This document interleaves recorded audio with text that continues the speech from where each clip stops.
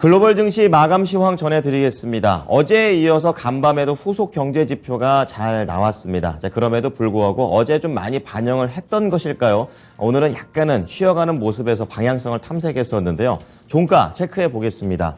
자, 이날은 다우지수만 살짝 올랐습니다. 0.08% 올라가면서 33,300선에 거래를 마쳤고요. S&P 500 지수는 약보합, 그리고 나스닥 지수는 어제 가장 상승 탄력이 강했죠. 이제 그런 만큼 조금 더 세게 내려갑니다. 0.5% 하락했습니다.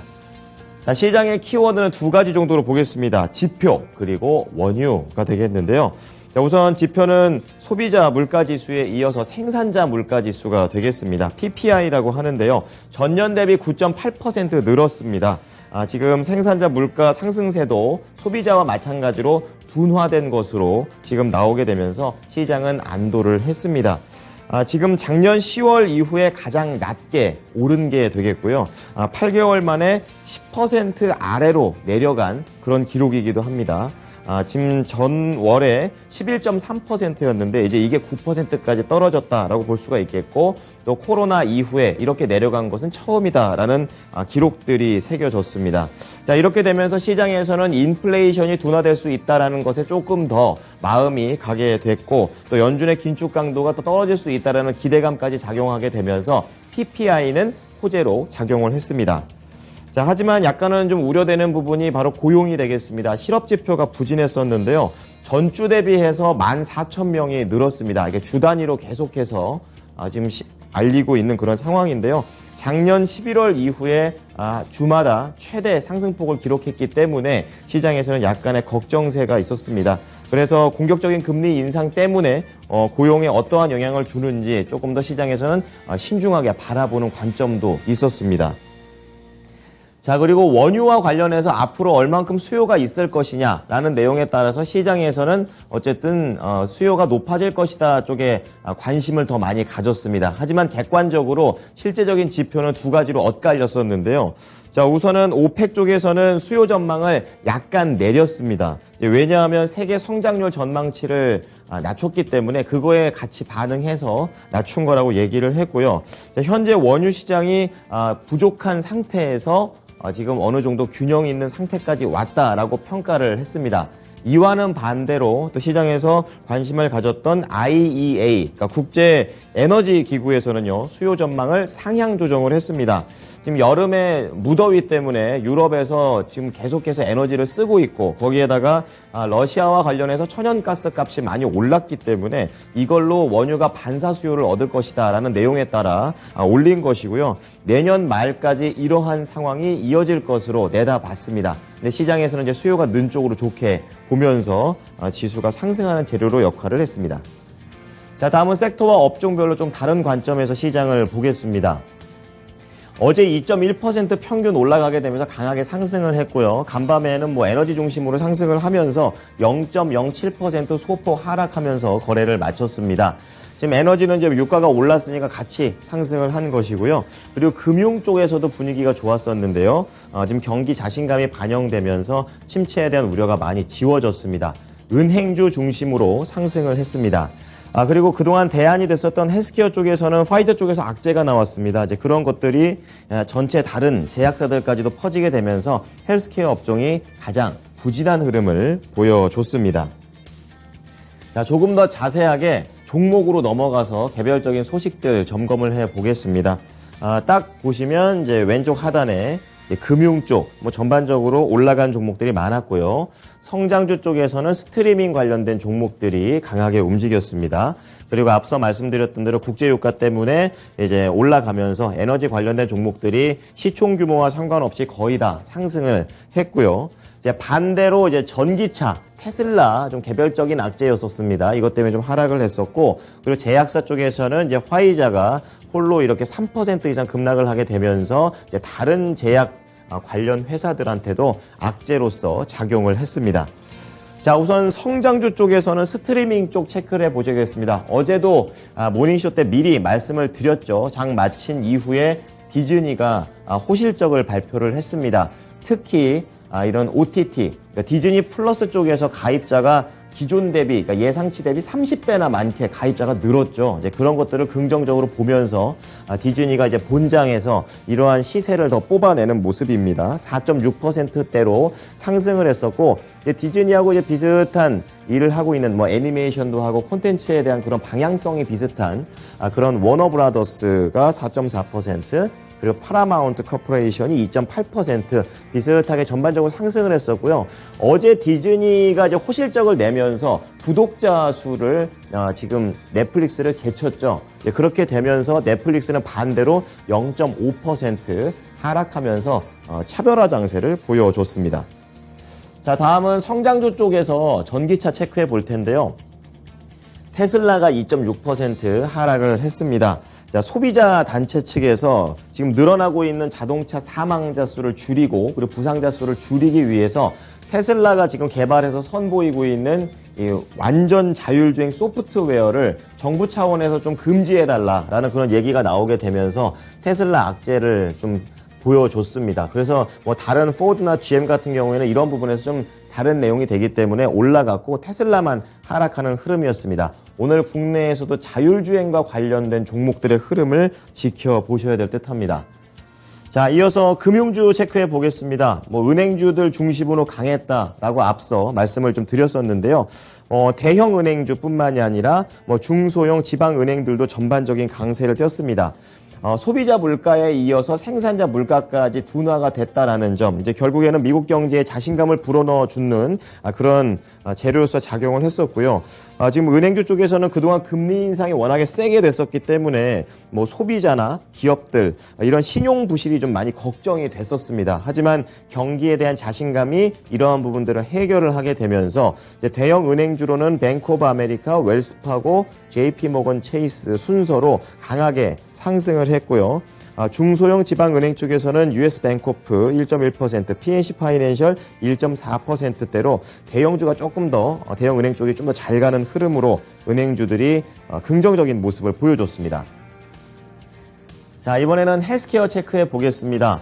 그동안 이제 헬스케어라는 업종 자체는 시장의 방향성이 애매했을 때 상승하는 흐름을 보여줬었는데 이날은 특이하게도 하락을 하는 모습이 더 강했습니다. 왜냐하면 이제 화이자가 관련된 악재가 좀 있었습니다. 개별적인 악재가 되겠고요. 이 제품과 관련해서 리콜 조치가 지금 계속해서 나오고 있고 소송이 진행될 것이라는 내용에 따라서 3.3% 하락을 했습니다. 그래서 다른 제약사인 존슨앤존슨, 일라이릴리, 머크, 브리스톨 마이어스, 길리어드 사이언스, 암젠까지 이런 종목들한테도 전반적인 악재가 됐습니다. 왜 그런지는 잠시 후 특징주 때 조금 더 자세하게 짚어보도록 하겠습니다. 자, 그리고 산업재 체크를 해보겠는데요. 경기 자신감이 꺾이지 않았다는 것은 산업재를 보면 그대로 알 수가 있습니다. 뭐 대표적으로 인프라 관련된 종목들이 여기에 다 포진이 되어 있는데 하락했던 종목들은 약하게 하락을 했고 상승했던 종목들은 어제에 이어서 계속해서 이어가는 분위기입니다. 대표적으로 기계 장비를 만드는 캐터필러, 그리고 디어앤컴퍼니 1.7, 2.7% 이렇게 상승을 했고요. 그리고 인프라와 관련해서 철도 쪽도 괜찮았습니다. 유니온 퍼시픽 이런 종목들도 1.4% 올라가면서 긍정적인 모습을 보였습니다. 자, 마지막으로 유가 옆에 이제 부동산 관련된 종목들이 상당히 좀 세게 하락을 했었는데요.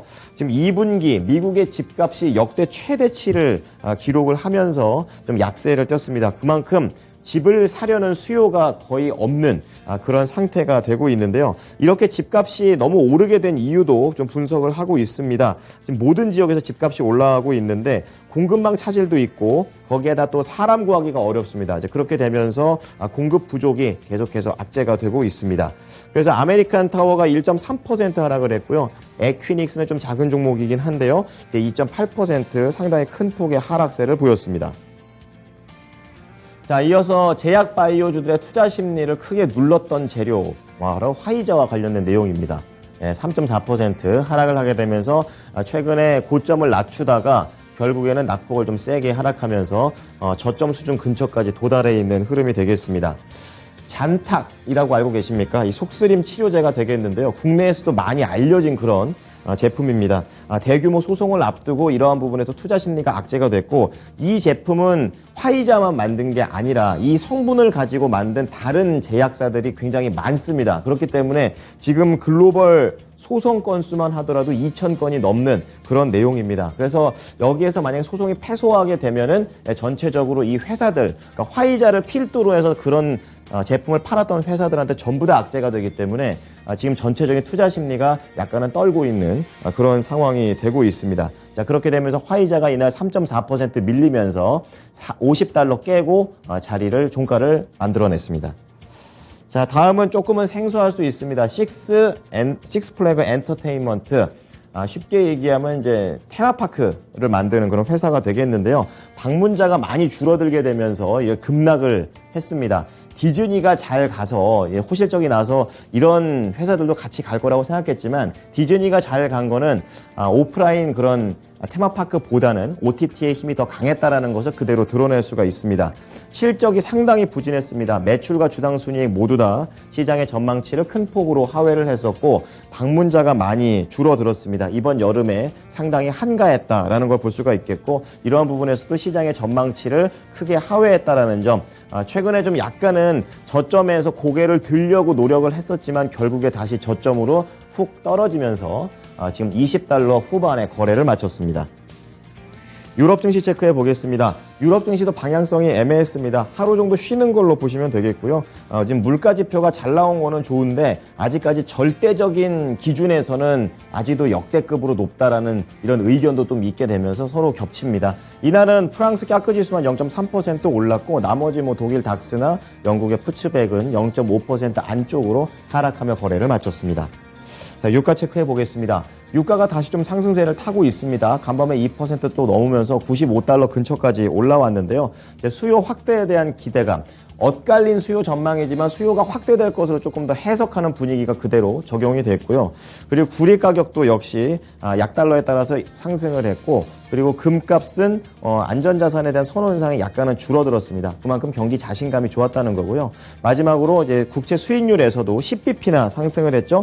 금리 인상에 대한 그런 분위기가 약간은 완화되지 않을까라는 것을 기대하면서 이날 수익률이 큰 폭으로 올라갔습니다. 자, 미국 현지 연결하겠습니다. SH인베스트먼트 김선영 연구원입니다. 연구원님 안녕하십니까? 네, 안녕하십니까? 네. 자, 이날 뉴욕 증시는 어제의 강세를 뒤로 하고 약간은 좀 쉬어가는 모습을 보여줬습니다. 세부적으로 어떠한 재료들이 있었습니까?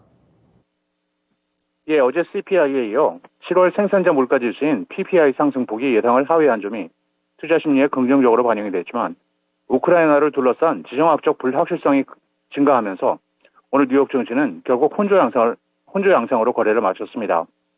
노동부에 따르면 7월 PPI 상승률은 전년 동월 대비 9.8%를 기록해 예상치였던 10.4%를 하회했고, 전달 대비로는 0.5%가 하락해 당초 0.2% 상승할 것이라던 시장 예상을 대폭 하회했는데요. 최근 급격한 오름세를 보이던 월간 상승률이 마이너스로 돌아선 것은 지난 2020년 4월 이후 처음으로, 이런 하락에는 석유를 포함한 에너지 가격이 전달보다 무려 9% 하락한 것이 중요한 영향을 미친 것으로 분석이 되고 있습니다. 한편 전일 7월 CPI가 예상보다 낮아진 이후 발표된 지표여서 그간 가파르게 오르던 물가가 진정세로 돌아선 것 아니냐는 관측에 힘이 실리고 있는 가운데, 변동이 큰 식품과 에너지를 제외한 근원 물가지수 역시 1년 전보다 5.8% 상승했지만 전달과 비교해서는 0.2% 오르는 데 그쳐 당초 0.4%였던 시장의 예상치를 하회한 것으로 나타났습니다. PPI는 생산자의 판매 가격에 의한 물가지수로, 소비자 물가지수 CPI를 소매 물가라고 한다면 PPI는 도매 물가지수로, 생산자들이 지불하는 물가가 낮아지는 것은 결국 소비자 물가가 향후 하락할 수 있다는 시그널이라는 분석입니다. 반면 미국이 러시아와 국경을 맞대고 있는 발트 3국인 에스토니아, 라트비아, 그리고 리투아니아에 추가 병력 투입 가능성을 시사하면서 이들을 둘러싼 지정학적 리스크가 높아진 점이 시장의 추가 상승을 저지했습니다.